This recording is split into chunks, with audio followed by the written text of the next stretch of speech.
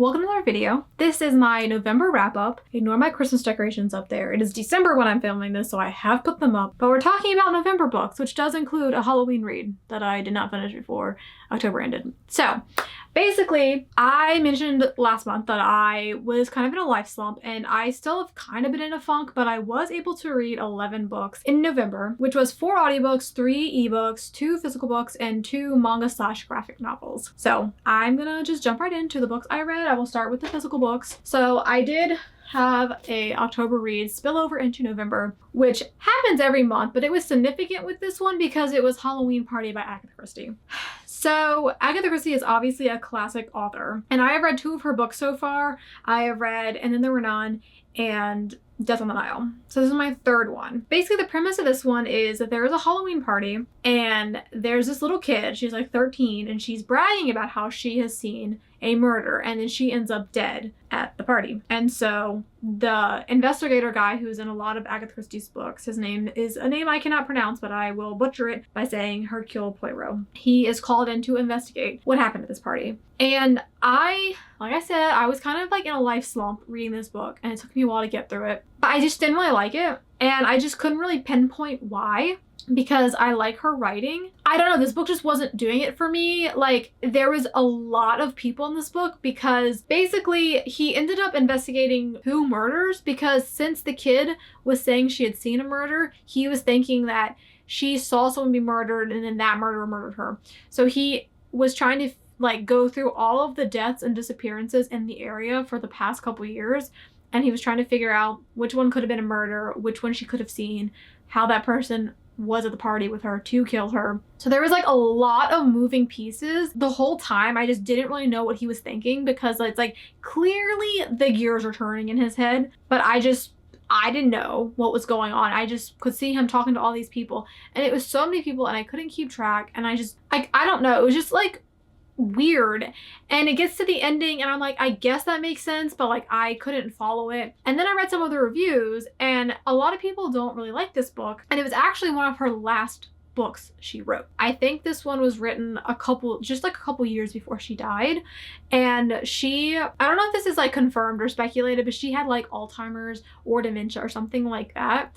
But she wrote books until basically she died. Like within a couple years of dying is when she like published her last book. So I'm wondering if like the writing just wasn't as good because like she had just gone downhill, because I mean she lived to be in her 70s or maybe 80s. Like she like lived a long life, and she wrote a lot of books, and she literally wrote books until that age. And I think things just went downhill. I think that's why I didn't really like this one as much. Like I don't think it was bad, it was just not what I was expecting from Agatha Christie, because like I said, I've read 2 of her books and I really liked them. But I don't regret reading it, because I do want to continue reading her work, but I just was not a fan of this one. I would recommend picking up earlier works of hers. I will keep reading more though. And then the only other physical book that I read in October was actually a book I started in September, and then I like paused to read some of my like more like spookier books, and then I picked back up in November, which was not like my first dark academia book, but like whatever. I haven't read much of that genre. Anyway, it's called Dark Things I Adore by Katie Latari. This book is told in dual timelines. So something happened in 1988 with this group of people at this like art camp thing. And then in 2018, this girl named Adora, I don't know how to say her name, she invites her professor Max to her house to look at her like thesis work and give her like feedback. And obviously she has an ulterior motive. It's related to what happened in 88. And I definitely have mixed feelings about this book. Part of it is I have an art degree, but I have never really liked the academic way of speaking about art. I just have never, like, it just doesn't interest me. It kind of goes over my head. So any kind of talk about art like that, I was not interested in. And I know I should be, since I literally went to art school, but I just didn't really care for that. I feel like we spent a lot of time in the past timeline, and I feel like I got to know those characters really well, and I feel like I did not know Adora basically at all, even though she was like the one leading this whole thing, like trying to figure stuff out. I feel like I just didn't know her. So that was kind of weird. And I felt like this book dragged on a lot. Like, it's kind of thick. It's just under 400 pages, I think. It's 391, but it just feels like it really stretched on, and it was a lot more detail heavy than it needed to be. I was like interested, and I was like making guesses, and like, but once things started making sense, I did enjoy it. I just feel like it was too long. And I did really enjoy like the end chunk. I liked how dark it got, and I really did like that aspect of it. And like the ending was like pretty chilling too. Like I really did like that chunk of darkness. It was kind of wild. Like it was not really what you're expecting. I did like that. I'm just kind of stuck for a rating for this one. I guess I'm thinking 3.5 because so much of it dragged for me and there's so much about it that I didn't like, even though I did like the ending. And I'm just like hesitant to read more of this genre now because it's like basically I think I like the darkness of it, but then the academia part, like I'm not the biggest fan of. So I don't know. I need to figure out if I want to continue into this genre or like not. But this one was like, it was all right. It just, honestly, the biggest thing was just it dragged. I think I'll talk about the ebooks I read next. One of them was another spillover from October, which was Pumpkin Spice Cafe. And I have like a lot of mixed feelings about this one. This is basically Gilmore Girls fan fiction. And so, like on purpose, like it's upfront about being Gilmore Girls heavily inspired. Like in the author's note at the beginning, it talks about it. So it's not like it's copying whatever, it gives its credit. But basically it's about this girl named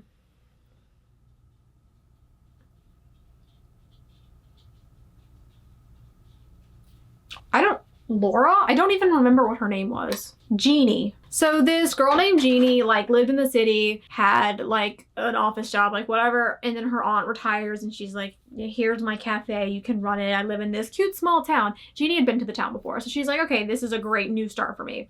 So she's like moves into an apartment above the Pumpkin Spice Cafe and she's running it for her aunt. And enter gruff guy named Logan. He lives on a farm with his grandparents and he supplies the produce for the cafe. And they have a meet cute very early on. It is pretty cute. I think this book was really cute and there were things like I liked about it and did enjoy, but like if I wanted Gilmore Girls, I would just watch Gilmore Girls. Gilmore Girls is one of my favorite shows. I love it. I would rather just watch it. There were just things about this book that just didn't really, like, I don't know. It's like it had every ingredient of a rom-com that I like, but I just didn't like the way it was put together in this book. Like the small town was like really cute and their chemistry was good. It was a good mute cute, like, but it was like almost like a lot of the things were forced. It's like she took all these ingredients and like forced it. And it just, I don't know. I just didn't love it. It was, I don't know. It was like predictable in some ways and aggravating in other ways. Like it was very fast. Like it was very fast paced. So it was like insta-lovey and like sometimes I don't mind insta-lovey.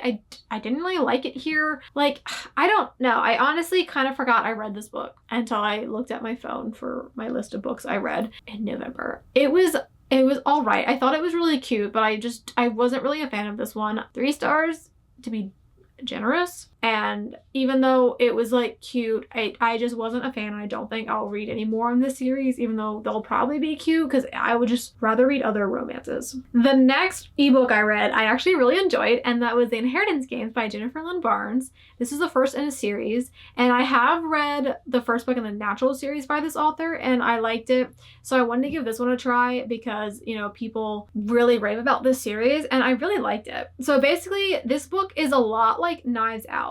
If you like that movie, you should check out this book. It's a YA, kind of like a mystery series about this girl named Avery who ends up inheriting this like billionaire's fortune.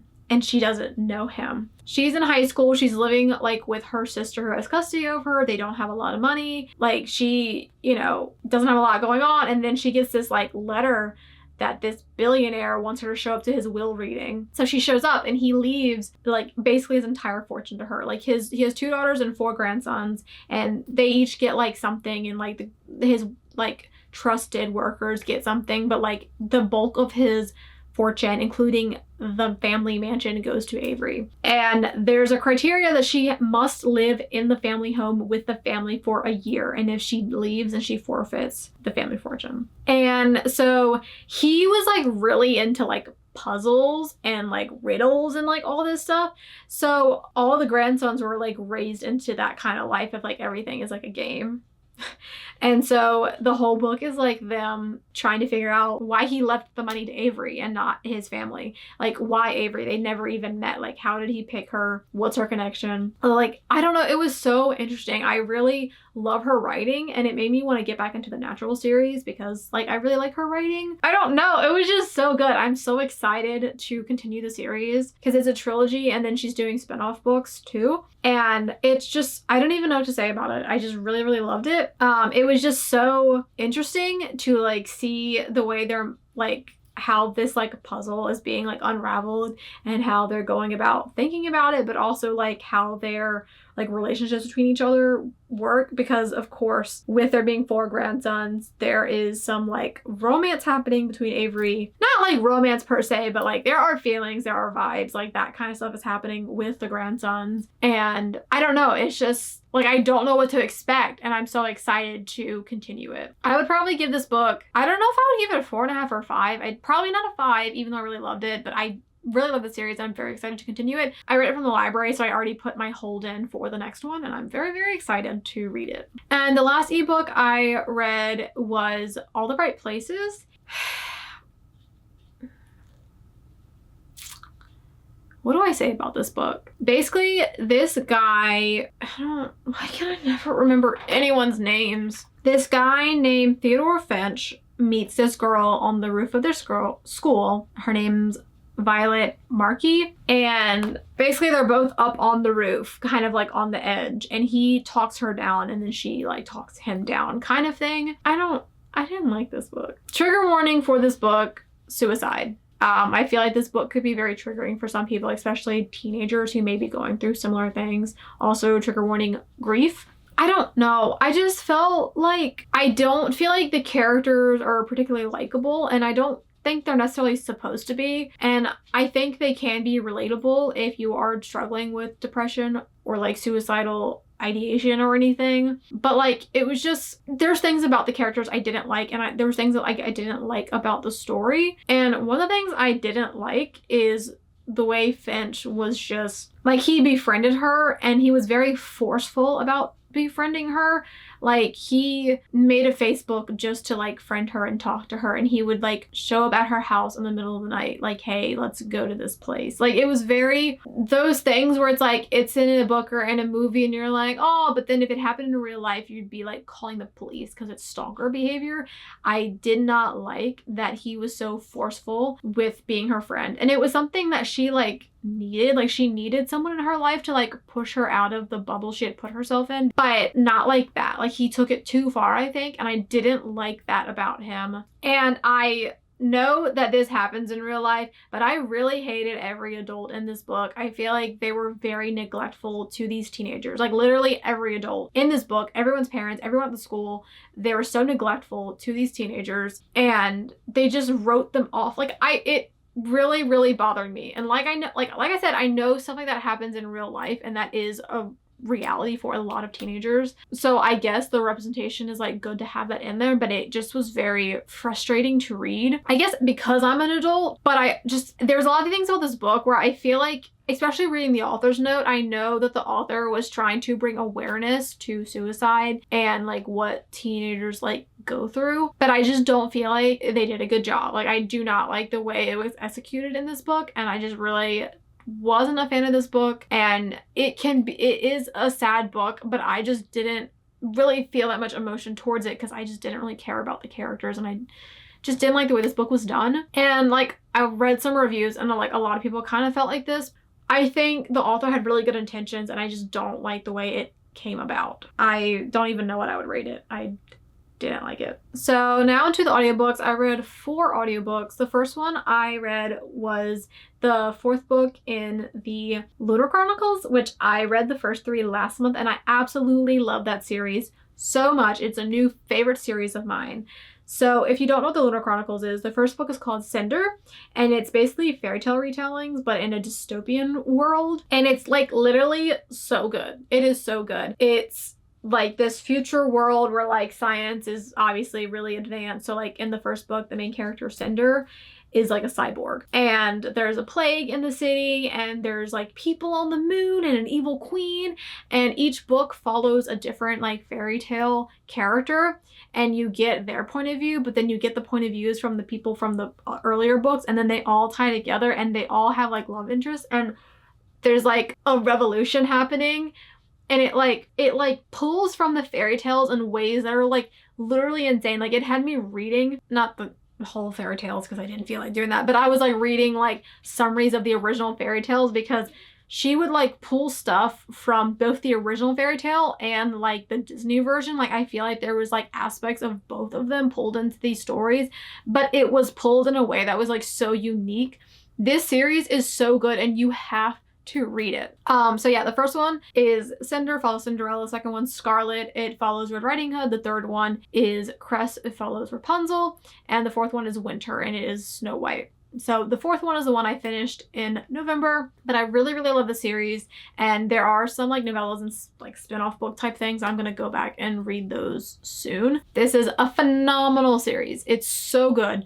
I really want to read more of this author's work. The next audiobook I read was called Starling House, and this was supposed to be like a dark fantasy, I think. Gothic. It was like a gothic fantasy, but honestly, I got like, it like gave horror vibes too. Like, it wasn't scary, it was just like unsettling. But basically, there is this town. It's kind of like a small town, but not a cozy small town, like a creepy small town. And there's this house called Starling House that, you know, you can't go on the property. Like, the owner is always a recluse. And this girl, I don't remember her name, but she like has custody of her little brother, and she's like working very hard to take care of him. And she ends up getting a job as like a maid for Starling House. And she kind of like gets sucked into like the house and its history. And like the house is like kind of like alive, and it was really, really interesting. But I did get a little bit lost. And part of that was because I was listening to it, I think. It got kind of hard to follow at one point. It kind of reminded me of Mexican Gothic, except for I hated Mexican Gothic, and I actually really like Starling House. But like, just, there's just something about like a house like that that's interesting. And it like gives horror vibes because it just is like unsettling, and the descriptions of some of the stuff is very eerie. And it wasn't scary, it was just like, I don't know, the writing was just, it was like gothic horror, like it was good. I really enjoyed it, even though, like I said, I got kind of lost during part of the like history of the house, and then the like climax of the story where like there was like a thing happening, and I got a little bit lost, but I didn't feel like rereading it, so I just kind of left it there. But overall, I did really like this book, and I thought it was very interesting, and I'm interested in reading more in this genre if it's gonna be like this. The next audiobook I listened to was Me Before You, and I knew it was gonna be sad. I knew it was gonna be sad. This book literally had me sobbing on my couch on a Friday night. So this is about this woman who takes this temporary job as like a helper aide type thing to a quadriplegic man. Not his nurse, like he has a nurse that would come in and like bathe him and, you know, give him his medications and stuff. She was kind of just, you know, she would spend time around the house, you know, like a 9-to-5 job. She, you know, might help with his lunch. She might do some cleaning. She would like keep him company. And he is very bitter because he is quadriplegic from an injury. So his life's very different now than it was before. And they get to know each other.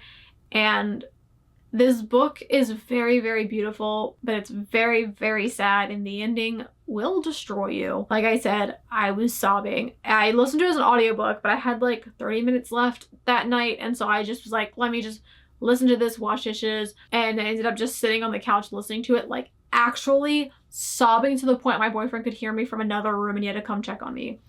Very good book though. I really, really love the way it was written. I felt like I really got to know both characters, and I got to know a lot about that world, and I really liked the representation in it. I, not knowing much, feel like she did a good job with that, and just a phenomenal story. And I want to watch the movie, but I think I need time before I put myself through that. And it is a series, and I'm thinking it can't get sadder than the first book, so I am gonna read the next book. But yeah, very, very beautiful book, but very, very sad. I don't know what else I can say about it because I don't really want to give anything away that's not already given away before you read it. Yeah, I think I'm just gonna leave it there because I really feel like you should just go in this book and experience it the way you're gonna experience it. That's what I did. I didn't really know much about it. I just knew it was sad. And so I was kind of whatever. Just please read this book, but maybe look up trigger warnings. The trigger warnings, I think, might be spoilers,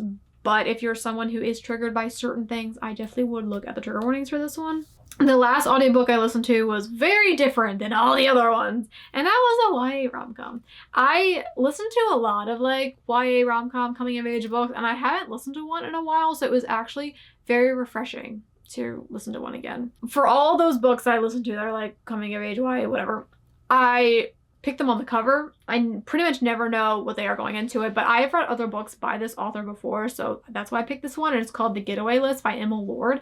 I think her books are pretty cute. So basically this girl, the book starts on her graduation day from high school, and she has this getaway list with her best friend, and basically it was he moved to New York. She lives in Virginia, or they both lived in Virginia. He moved to New York with his mom, and basically it was like all these things they wanted to do together that they kept not getting to do because they lived separately, and then their plans got canceled and they hadn't seen each other in a long time, and it was this getaway list. And so she graduates and she's like, I don't have anything to do the weekend. I'm just going to take a train up to New York and surprise him and then, see him or whatever. So she goes to New York and they end up working on the getaway list. And of course, two best friends. What do you think happens? There's some romance. I just think her books are really fun. I can't remember the names of the other ones I've read, but I've definitely read a couple. And I just really like, I don't know, the character building and the relationships between them, and then the friends that they made, and it was kind of like a found family kind of thing. I don't really have much to complain about this one. Usually I complain a lot about these books that I read, but honestly this one was just pretty cute, and I feel like a lot of it was unrealistic, but other than that, I liked it. I thought it was cute, but there's not much else to say about it. There never really is. I only read One Piece volume in November. I am very behind on my little rules I set for myself where I was like, I'm gonna read a physical book and then I'm gonna read a One Piece, and I think I'm like 4 behind for those rules, but I did read one in November, which was volume 12, which is The Legend Begins. So this is a manga series I started reading in June because my friends are really obsessed with the anime, and it's about this pirate named Monkey D. Luffy, and he was speaking of the pirates. So he puts together a pirate crew and they're going to sail to find this ultimate treasure. And it's just a really fun series, and I'm really enjoying reading it. And so I'm just reading it like here and there between other books. Like I said, I'm behind, so I only read one. And I actually really miss reading it because I'm really, really enjoying this series, and I really love Luffy. And I want to know more about the series, especially because of how much my friends love it. So hopefully soon I'm just gonna binge a few in one day because it's manga. So it takes me like an hour or two to read one volume. It's really cute. I really suggest you check out One Piece manga, the anime, or even the Netflix live action because it was actually really good. Just get into One Piece because it's actually really cute. And yeah, that's kind of it. I read these every month, so I don't always know what to say about them. I also read another graphic novel in November. Finally, I read Heartstopper. I have had this book on my shelves for a couple years now because people have been talking about it for literal years. And I got it when I worked at a bookstore where I could get like the discount because I wanted to get into it, but I'm just never reached for graphic novels. But now that I've been reading One Piece, like I don't really have that excuse because like I literally read them all the time now. So I finally picked up Heartstopper, especially because Sarah Caroli's been reading it this year and she really, really loves it. And if Sarah Caroli's reading it, I want to read it. And it was so cute. Oh my gosh, it was so cute. Heartstopper is a graphic novel about these two teenagers in high school named Nick and Charlie. And okay, I just didn't know how much I could say. Basically, Charlie is like kind of shy and sweet, and he is openly gay. And Nick is a rugby player. And they end up sitting next to each other in class, and they spark a friendship. And of course, there are feelings. And yeah, it is very cute. Just really, really cute. I was giggling on the couch reading this book. It was so cute. And the like art style is adorable. It's so like, I've never seen something so cute. Let me find. It has little hearts and little stars and leaves, and it's just, and like when they're texting, it has like the little text messages on it, and it'll also have like their facial expressions like in the text bubble, so you can like see. I don't know. It's literally so cute. I love it so much. And I know that I think there are 5 volumes out right now, and there's going to be a 6th one. And I do know that it does cover some like heavy topics later on. I don't know what the topics are, but I do know it gets kind of heavy. Of course, it already has the topic of, you know, being a teenager and being in the LGBT community, which can be heavy in and of itself, especially with like Charlie's already like open, but like Nick is still figuring out how he feels. And so there's like that element. And then whatever else happens in the series that makes it kind of dark, there's that. I'm very excited to continue the series so I can get to the Netflix show as well, because I've heard that's really well done. But yeah, I really love this. It was so, so cute. So you should also check this one out.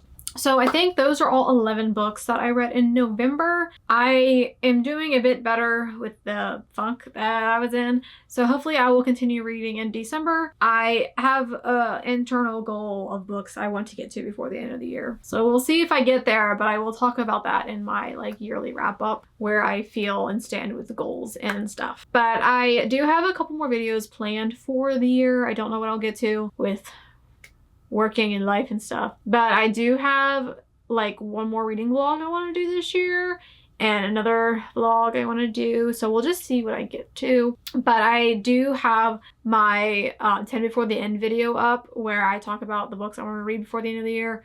I can already tell you it's not going to be all those, but hey, Heartstopper was one of them, and I read that one, so that's one. I read one of the 10 so far. But yeah, so thank you for watching. Maybe you'll watch some more of my videos, and yeah, bye.